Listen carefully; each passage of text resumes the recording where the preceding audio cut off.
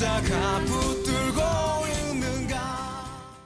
하나님께서 우리를 회복시키실 때 하나님은 어떤 방법을, 어떤 과정을 거치실까 하는 것을 우리는 엘리야의 회복을 통해서 살펴볼 수가 있습니다.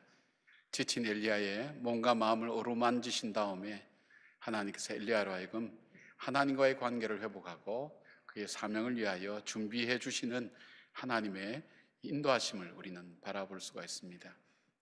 자, 이제 지친 엘리야가 이제 하나님의 산 호렙산에 와서 동굴 속에 들어 있어서 주님의 음성을 듣고 밖에 나와서 하나님께서 그를 회복시키는 본격적인 과정을 하나님께서 엘리야를 통해서 이루어 가십니다.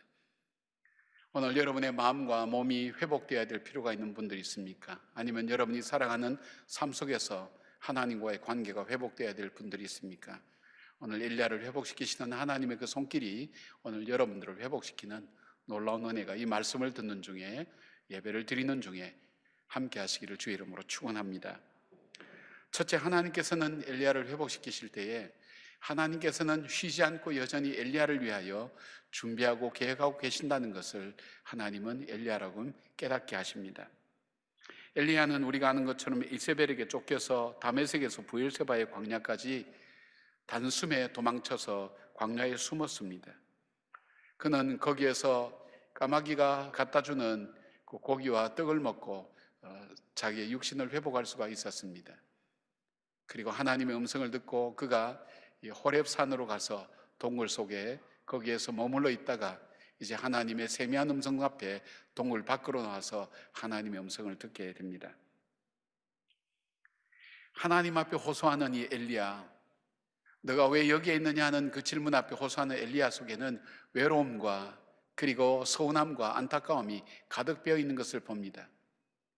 내가 이 지경이 되도록, 이런 어려움이 되도록 하나님은 어디에 계셨습니까? 하나님 무엇을 하셨습니까? 하는 그런 마음이 바로 이 대답 속에 담겨 있는 것을 보게 됩니다. 침묵하고 계실 것 같았던 그 하나님은 바로 그 세미한 음성 가운데 엘리야에게 다음과 같이 말씀하십니다. 바로 엘리야를 위하여 바알에게 무릎 꿇지 않는 7,000명의 공동체가 아직도 남아있다는 사실, 너가 혼자가 아니라 함께 너와 함께 할 수 있는 사람들이 아직도 있다는 사실, 그리고 하나님께서 구원의 역사를 지금까지 계속해서 쉬지 않고 이어오셨다는 사실, 그리고 엘리야를 위하여, 외로워하는 엘리야를 위하여 엘리사라는 사람을 준비해 주셨다는 사실을 바로 엘리야는 거기서 듣게 됩니다. 그 이야기를 들을 때 엘리야의 마음속에는 어떤 마음이 들어갈까요? 하나님이 침묵하고 계시고 내일에 아무것도 알지 못하는 것처럼 그렇게 느껴졌지만, 하나님은 내 문제와는 상관없이 자신의 계획대로 하는 것처럼 여겨졌지만, 그러나 오늘 하나님께서 하시는 이 말씀을 들을 때에 하나님은 나보다 더 앞서 나의 형편과 나의 사정을 아시고 내가 어떻게 사역할지 하나님은 준비하고 계셨고, 하나님이 일하고 계셨고, 하나님은 예비하고 계시다는 것을 엘리야가 확신을 갖게 됩니다. 이 확신은 앞으로 엘리야로 하여금 어떤 어려움과 힘든 일 앞에서도 그는 주저하지 않고 지금도 나를 위해서 일하고 계신 하나님, 지금도 구원의 역사를 이뤄가시는 그 하나님, 한 번도 쉬지도 않고 졸지도 주무시지도 아니하시고 함께 하시는 그 하나님에 대한 그 믿음의 흔들림 없는 바로 그 든든함이 그로 하여금 사역을 잘 감당해 나갈 수 있도록 함께 했다는 사실입니다. 사랑하는 여러분, 우리는 어려움을 당할 때에 하나님 나에게서 멀리 있는 것 같습니다. 내 기도는 응답하지 않는 것 같습니다. 하나님 내가 부르짖어도 귀를 막고 계신 것처럼 느껴질 때도 있지만, 그러나 하나님께서 우리에게 회복시키실 때 우리가 미처 알지 못했던 하나님께서 나를 향한 하나님의 계획은 한 번도 쉬신 적이 없으시고 나를 떠난 적도 없으시며 나를 붙드시고 나를 향한 계획을 꾸준히 세우고 계신 그 하나님을 알게 됩니다. 하나님은 성경에서 종종 이런 장면들을 많이 연출하십니다. 아브라함에게 이삭을 바치라고 했을 때 재물이 없을 때에 이삭만이 재물이라고 생각했던 그 아브라함, 그의 중심을 확인한 다음에 하나님은 숲속에 걸려있는 순양을 준비해서 바로 이 이삭 대신에 재물을 준비하면서 그가 깨달은 것이 무엇이었습니까? 여호와의 일에 하나님께서는 준비해 주셨구나. 나는 몰랐지만, 나는 생각하지도 못했지만 하나님께서는 나를 위하여 준비하고 계시고 예배하고 계시고 그리고 함께 알고 계셨구나 하는 것을 깨닫게 됩니다. 예수님이 떠나갈 것을 알고 무서워하고 두려워했던 그 제자들에게 예수님은 요한복음 14장의 1절에 이렇게 말씀합니다. 너희는 마음에 근심하지 말라. 하나님을 믿으니 또 나를 믿으라. 이어서 나오는 말씀은 내가 너희들이 있을 곳을 예비하러 간다고 말씀해 주셨습니다. 16절 보니까 내가 아버지께 구하겠으니 그가 또 다른 보혜사를 너희에게 주사 영원토록 너희와 함께 하게 하리니 내가 떠나가도 너희들은 포기하지 않고 버려두지 않고 혼자 두지 않겠다고. 그리고 18절에 내가 너희를 고와 같이 버려두지 아니하겠다고 말씀합니다. 세상이 모두 닫히고 내 인생의 갈 길을 알지 못하고 이 어둠과 적막과 그리고 이 고통은 언제까지나 계속될 것 같던 이스라엘을 향하여 하나님의 이사야 선지자를 통해서 이렇게 말씀하십니다. 이사야 49장 15절에 하나님께서 이 이사야를 통해서 이스라엘 백성들에게 주신 말씀이 여인이 어찌 그 젖먹는 자식을 잊겠으며 자기 태에서 난 아들을 긍휼히 여기지 않겠느냐. 그들은 혹시 잊을지라도 나는 너를 잊지 아니할 것이라. 얼마나 놀랄만한 하나님의 비유입니까? 우리가 상상하지 못했던 비유가 아닙니까? 여인이 어째 자기 태에서 난 자식을 잊겠습니까? 자기가 젖먹이는 그 자녀를 어떻게 잊겠습니까? 그런데 하나님 말씀은 그들은 혹시 잊을지라도 나는 너를 잊지 아니할 것이라. 오늘날 내가 너를 내 손바닥에 새겼다고 주님께서 말씀하시며 여전히 오늘도 나를 위해서 일하고 계시고 계획하고 계신 그 하나님을 먼저 회복시켜 주시는 것입니다. 사랑하는 여러분, 우리의 현실이 어렵고 힘들 때 우리의 믿음은 약해집니다. 우리의 믿음이 약해지는 것 중에 하나님은 나와 함께 계시지 않는다는 것, 하나님 나를 위하여 하시고 있는 일들이 아무것도 없다는 그런 마음이 찾아올 때에 하나님께서 우리의 삶을 통해 회복시켜 주시는 회복의 첫 번째 모습들이 하나님은 지금도 너와 함께하며 포기하지 않고 너를 위한 계획을 가지고 너를 인도하며 엘리야에게 아름다운 공동체를 예비하시고 그리고 피곤하고 지치고 외로운 엘리야에게 엘리사를 준비해 주신 것처럼 우리를 위하여 준비하고 계신다는 그 믿음의 사실들을 조금 더 의심하지 않고 믿음으로 확신하며 하나님의 회복하심에 여러분의 삶이 다시금 솟게 되는 역사가 있기를 주의 이름으로 축복합니다. 두 번째로 하나님께서 회복하실 때 두 번째 주시는 것은 뭐냐면 엘리야에게 관계의 축복을 허락해 주십니다. 16절에 보니까 너는 또 님시의 아들 예후에게 기름을 부어 이스라엘의 왕이 되게 하고 또 아벨 무홀라 사밧의 아들 엘리사에게 기름을 부어 너를 대신하여 선지자가 되게 하라. 그렇게 말씀해 주십니다. 인생을 살면서 여러분 받는 축복 중에 가장 큰 축복이 뭐라고 생각하십니까? 저는 만남의 축복이라고 생각합니다. 만남은 내 인생의 분기점을 만듭니다. 만남은 내 인생의 방향을 정하게 만듭니다. 만남은 내 인생이 어디로 갈 것인가를 정하는 굉장히 중요한 요소가 이 만남입니다. 그러나 만남 다음에 더 큰 축복이 뭘까요? 아름다운 만남이었지만 그 만남이 파괴와 어려움으로 끝나는 경우가 얼마나 이 세상 살아가면서 얼마나 많습니까? 그 만남에 하나님께서 함께하지 않으면, 하나님께서 축복하지 않으면 우리에게 축복이라고 생각했던 그 만남이 얼마나 불행과 우리를 찌르는 아픔이 되어서 우리 삶 속에 찾아오게 됩니까? 하나님께서는 하나님의 사역을 감당할 엘리야에게 바로 이 만남을 축복을 허락해 주실 뿐 아니라 이 관계의 축복을 허락해 주신 것을 보게 됩니다. 오늘 하나님께서 외로워하는 엘리야에게 엘리사를 붙여줍니다. 그런데 하나님께서 참 묘한 말씀을 하십니다. 너 대신이라는 표현이 마음에 걸립니다. 그것은 무엇입니까? 이제 너는 너 역할 다 끝났다. 이제는 여기서 끝이야. 이제 다른 사람을 세워서 일을 하게 될 테니까 너는 여기서 이제 그만이야. 그런 얘기를 들을 때 여러분 어떤 생각이 들어가나요? 여러분의 직장에서, 여러분 삶 속에서 이제 당신과의 관계는 끝났어, 당신이 할 일은 더 이상 없어 할 때 여러분 같으면 어떻게 하시겠습니까? 엘리사는 즉각 순종했습니다. 그것이 사람의 마음입니까? 결코 사람의 마음이 아닙니다. 하나님께서 그 마음을 감동시켰습니다. 그는 부모님께 가서 인사를 하고 오고 자기가 있던 그 소를 잡아서 마을 사람들에게 주고 그 농기구를 태워서 소를 잡아서 마을 사람들에게 나누어 먹게 만듭니다. 뭘 말합니까? 다시 뒤돌아가지 않겠다는 것을 보여주고 있습니다. 그리고 찾아간 것을 말합니다. 여러분, 사람들이 좋을 때는 많이 찾아옵니다. 그리고 내가 뭔가 베풀 때도 많이 찾아옵니다. 그러나 절박한 순간에, 그때 자기가 좋은 상황 속에 있을 때 그것을 포기하고 찾아오고 그 찾아옴을 귀하게 여기고 그를 따라가고 소중히 여긴다는 것이 사람들의 마음이겠습니까? 아닙니다. 하나님께서 주신 축복입니다. 여러분, 하나님께서 축복하지 아니하시면 우리의 마음이 열려지지 않습니다. 하나님이 축복하지 아니하시면 우리에게 주어진 사람을 긍휼히 여길 수가 없습니다. 사랑할 수가 없습니다. 따라갈 수가 없습니다. 그리고 이 말씀에서 볼 수 있는 것처럼 엘리야에게 수종을 들더라. 그것은 단순히 엘리야와 동력하는 것이 아니라 하나님께서 그에게 맡겨주신 엘리야를 섬기는 그 일들을 주신 것, 하나님이 축복하신 관계가 아니면 할 수가 없습니다. 그렇다면 하나님께서 축복하셔야 우리의 가정이 가정이 되고 부부가 부부가 된다는 것을 아십니까? 우리의 자녀가 자녀가 되고 우리의 형제가 형제가 된다는 걸 아십니까? 그렇다면 우리가 오늘 구해야 될 기도의 제목이 무엇일까요? 하나님, 나에게 관계의 축복을 주십시오. 만남의 축복, 또 그 축복과 더불어서 나에게 그 만나는 사람과 아름다운 관계를 맺을 수 있는 그 축복을 나에게 주십시오. 그리고 그 만남이 행복한 만남이 되게 하시고 그 만남을 통해 아버지의 일들이 이루어지게 하여 주시고 아버지의 사역이 풍성해질 수 있는 그 만남을 나에게 주십시오.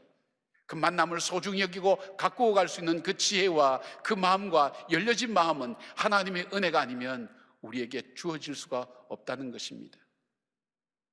지나가 보면 우리는 얼마나 많은 좋은 사람들을 스쳐 지나갔습니까? 얼마나 귀한 사람들을 많이 놓쳤습니까? 얼마나 아름다운 사람과 상한 관계가 되어서 서로가 보지 않는 일들이 우리의 삶을 살면서 얼마나 많습니까? 특별히 주일을 하면서도 그 사람이 교회에 나오면 나는 예수 안 믿겠다고 하는 그런 사람들도 종종 보는 일들을 우리는 쉽게 목격할 수 있습니다. 그것은 무엇을 말합니까? 하나님께서 그 관계를 축복하지 아니하시면 우리의 사역은 힘을 받을 수가 없습니다. 우리의 가정은 행복한 쉼을 얻을 수 있는 가정이 되지 못합니다. 가정을 통해서 새로운 세대들이 믿음 안에서 아름답게 자라는 일들을 할 수가 없다는 사실입니다. 하나님께서 우리의 관계를 축복해 주시기를 간구하고 기도하며 그 관계들이 회복되는 역사가 여러분 삶 가운데 있기를 주의 이름으로 축원합니다. 세 번째로, 하나님께서는 하나님의 역사가 엘리야에게서 엘리사에게로 계속해서 이어지는 역사가 되기를 하나님 원하셨습니다. 하나님께서 엘리사가 엘리야를 통해서 바로 사역을 이어받은 것으로 우리는 그렇게 볼 수 있지만, 바로 하나님은 한 10여 년의 기간을 가지고 엘리야를 통해서 엘리사를 훈련시킨 것을 보게 됩니다. 이것은 오늘 하나님께서 우리를 하나님의 사람으로 훈련시키실 때 어떤 훈련을 시키는가 하는 그 내용들을 우리가 들여다볼 수 있는 굉장히 중요한 부분입니다. 여러분이 멘토라는 말을 요즘 많이 쓰고 계실 줄 압니다. 이 멘토라는 이야기, 이 단어는 그리스의 이타카 왕국의 오디세우스라는 이 왕이 트로이 전쟁에 나갈 때에 자기 혼자 남은 그 아들을 어떻게 할 줄 몰랐습니다. 가장 중요한 시기에 아버지가 빠져버리면 저 아이를 어떻게 훈련시킬까? 그는 고심한 나머지 자기 친구, 이 멘토라는 친구에게 자기 아들 델레마커스를 부탁을 하게 됩니다. 정말 나 같은 심정으로 내 아들을 길러달라고. 바로 이 멘토는 친구인 왕의 부탁대로 왕자 델레마커스를 선생님 역할, 친구 역할, 상남자 역할, 부모 역할을 하면서 이 왕자를 잘 길렀습니다. 그래서 멘토의 뜻을 우리는 현재 지혜와 신뢰로 한 사람이 그 사람을 인생을 잘 인도하여서 아름답게 살 수 있도록 만든 것, 그렇게 할 때 멘토라고 얘기합니다. 멘티라고 하는 단어는 비슷하지만 바로 그런 멘토를 둔 사람, 그 멘토에 의해서 길러져 가는 사람을 그렇게 얘기합니다. 하나님은 엘리야를 통해서 엘리사로 하여금 하나님의 그 사역을 계속해서 이어갈 수 있도록 바로 그 멘토의 역할을 하셨고, 엘리사는 바로 엘리야를 통해서 하나님의 사역을 배우게 되었습니다. 무엇을 배울 수 있었을까요? 제일 먼저 볼 수 있는 것은 이 아더핑크 목사님은 엘리야가 훈련을 받은 부분을 얘기하는데 그 중에 첫 번째가 뭐냐면 그는 하나님의 부르심을 받았을 때의 순종이었습니다. 엘리야가 옷을 던졌을 때 그가 두말하지 아니하고 하나님의 부르심으로 받아들이고 바로 그 하나님 말씀에 순종하되 그 순종의 그 결단을 보여주기 위해서 자기가 농사짓던 그 기구를 태워서 그리고 그 소를 잡아서 그 마을 사람들에게 나누어 주고 순종함으로 엘리야를 따라가는 것, 이 엘리야에 대한 순종에 대한 훈련을 단순히 여기서만 이루어지는 것이 아니라 계속 엘리야와 만나는 가운데 지속적으로 계속해서 이 훈련은 지속되는 것을 보게 됩니다. 그에게 또 하나 시킨 훈련이 뭡니까? 그것은 신실성입니다. 하나님께서 엘리야를 이제 회리바람으로 하늘로 데려가려고 할 때에 여러 군데로 갔지만은 그래서 엘리사에게 떠나라고 얘기합니다. 너는 나를 떠나라 그럴 때 엘리사가 보여준 자세가 뭡니까? 나는 절대로 당신을 떠나지 않겠습니다. 어떤 일이 있어도 당신을 떠나지 않겠습니다. 당신의 죽음의 자리에 이른다 할지라도 나는 당신을 떠나지 않겠습니다. 그가 자기가 사랑하고 자기가 따르는 그 엘리야를 결코 떠나지 않겠다는 그 신실한 신뢰와 사랑을 보여줄 수가 있습니다. 엘리사의 제자 중에 예언의 은사를 받은 제자가 하나 있었습니다. 그리고 엘리사에게 얘기합니다. 선생님, 당신의 스승 엘리야는 하나님께서 곧 데려갈 겁니다. 그러니까 너무 그에게 집착하지 마세요. 그렇게 아마 얘기했을 거예요. 그래도 엘리사는 얘기합니다. 그래도 나는 그를 따라갈 것이라고. 신실하게 자기를 말씀으로 인도하고 말씀으로 양육하는 그 엘리야, 하나님께서 내게 보내주신 그 사람을 끝까지 따라가는 그 삶의 모습들을 하나님 훈련시켰습니다. 그리고 엘리사에게 시킨 훈련이 바로 인내 훈련입니다. 하나님께서 곧 불러서 자기에게 능력을 주고 은혜를 주고 권세를 주고 그리고 자기에게 그만한 명성을 줄 줄 알았던 그 엘리사, 10여 년 동안 그간 일은 엘리야의 수종을 듣는 일이었습니다.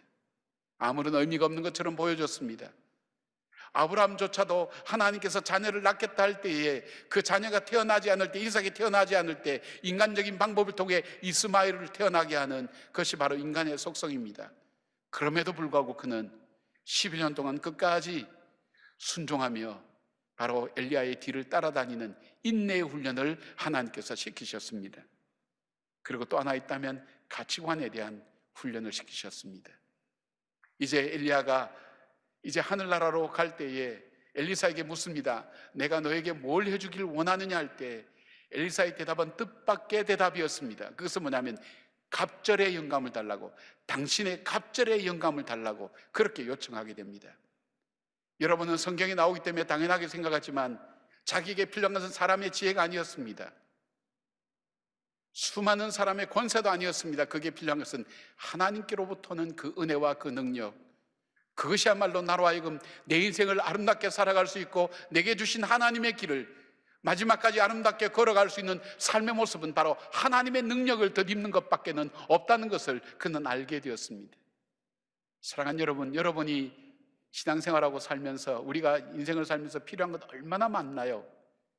그런데 정말 우리의 신앙이 하나님, 정말 내가 필요한 것은 돈도 아니요, 내 자녀도 아니요, 평안도 아니요, 정말 그 하나님의 은혜가 나에게 필요합니다.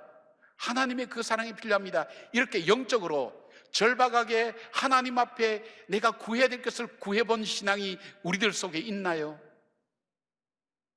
하나님이 그토록 은혜를 주셔도 우리에게 여전히 필요한 것은 물질이요, 우리에게 필요한 것은 우리의 문제가 풀어지는 것이요, 관계가 해결되는 것이요, 그것 이상 기도를 해보신 적이 있나요? 나에게 있어서 나를 통해서 하나님 나라가 이루어져야 됩니다. 나를 통해서 하늘의 뜻이 이루어진 것처럼 이 땅에도 이루어져야 됩니다 하는 하나님이 원하시는 기도를 드려본 적이 있나요? 수많은 신앙의 연륜을 겪고 난 다음에서 정말 이 땅에 살면서 내가 정말 하나님 앞에 귀하게 쓰이는 것은 그 하나님의 은혜를 덧입고 하나님 앞에 나가는 것이라는 것을 뒤늦게서야 깨닫지 않습니까? 신앙의 많은 훈련을 거쳐서 만들어지는 것 아닙니까? 아마 이 말씀을 듣는 가운데서도 은혜는 뭐 그냥 다 주는 거지, 뭐 내가 필요한 건 지금 돈이야, 내가 필요한 건 자기가 목적하는 거야, 내 자녀가 잘 되는 거야, 그 이상의 기도의 한계를 넘어서기가 쉽지는 않을 겁니다. 그러나 많은 연륜을 겪게 되고 시련과 어려움을 겪게 된 다음에 하나님, 나에게 정말 필요한 것은 하나님의 은혜입니다.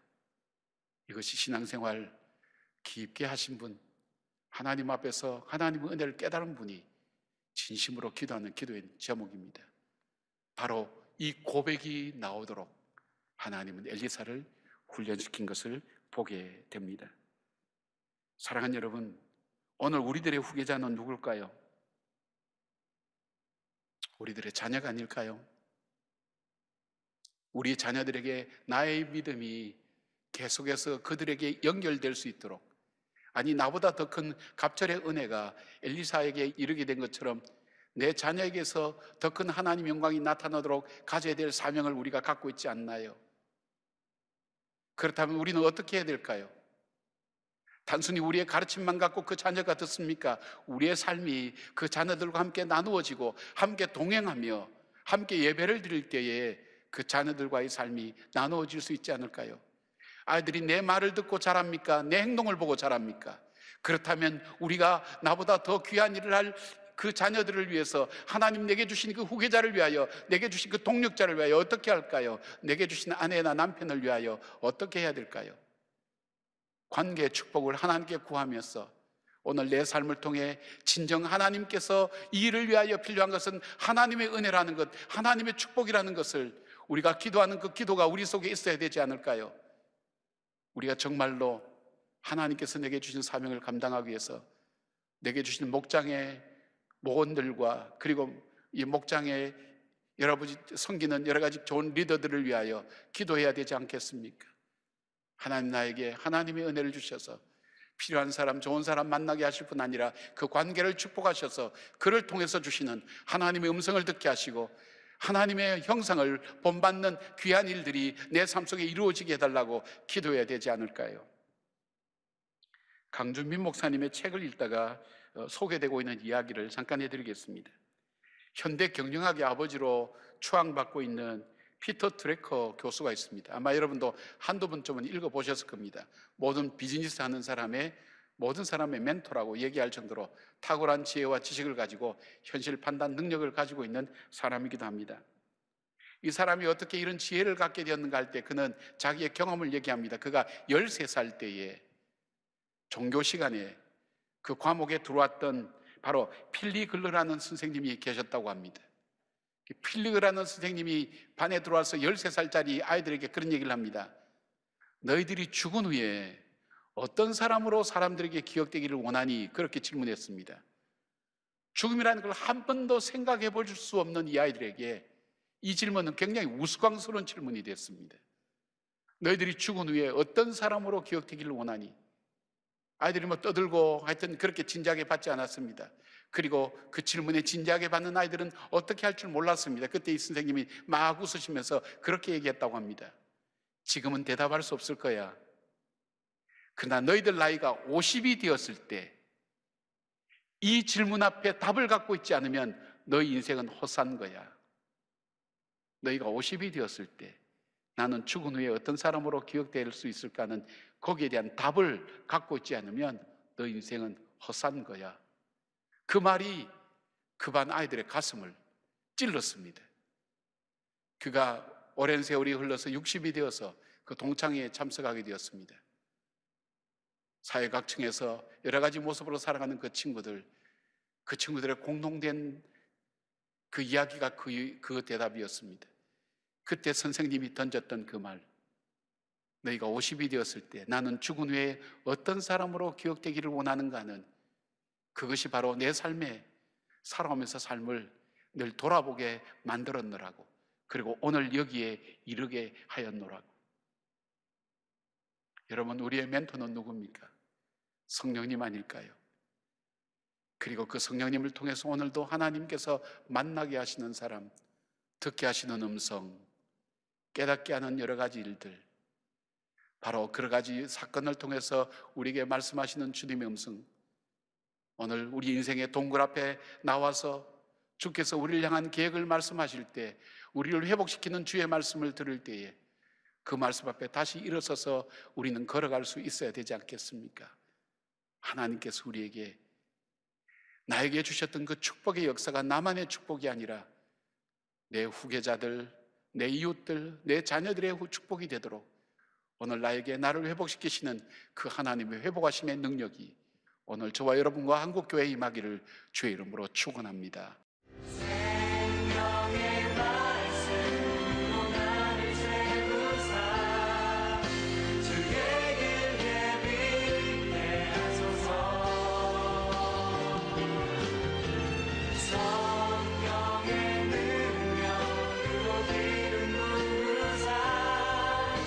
다스리